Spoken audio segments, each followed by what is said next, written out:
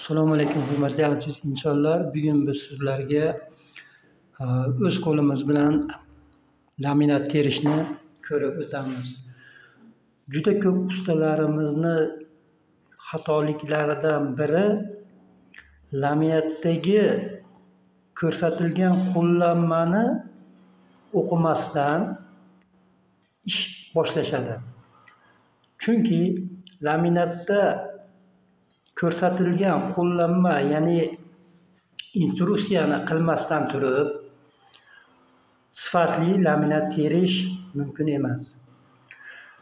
Juda ko'p joylarda guvohi bo'lyapmiz. Laminat tergandan keyin ancha vaqt o'tgandan so'ng laminatni oralari, choklari ochilib ketayotganligini guvohi bo'ldik.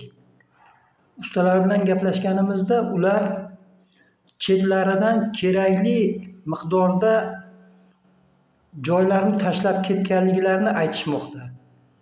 Ularning katta xatoliklaridan biri laminatdagi instruksiya qo'llanmani o'qimasligi. Mana ko'rib turganimizdek laminatning instruksiyasi, biz hozir bunga yaxshilab e'tibor qiladigan bo'lsak, aynan mana shu laminatimizni instruksiyasida aniq qilib ko'rsatib qo'yilgan, ya'ni mana bu joyda ko'rsatilganki, laminatni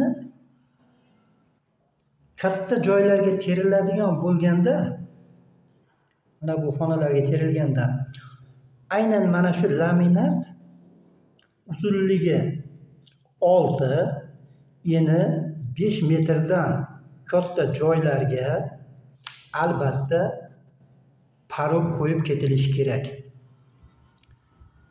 Aynan mana shu laminatni shunday qilib terilar ekan.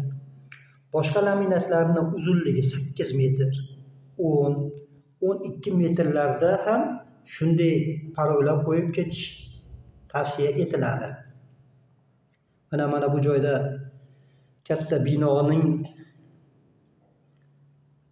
laminatiga qo'yilishi kerak bo'lgan o'lchamlar, razmerlar aniq qilib ko'rsatib qo'yilgan. Ya'ni mana ko'rib turganingizdek, mana 6 metr joyga albatta qo'yib ketish kerakligi tavsiya qilinmoqda. Mana shu instruksiya bo'yicha laminatni teradigan bo'lsak, Xudo xohlasa hammasi sifatli va chiroyli chiqadi. Ishinglarga omad.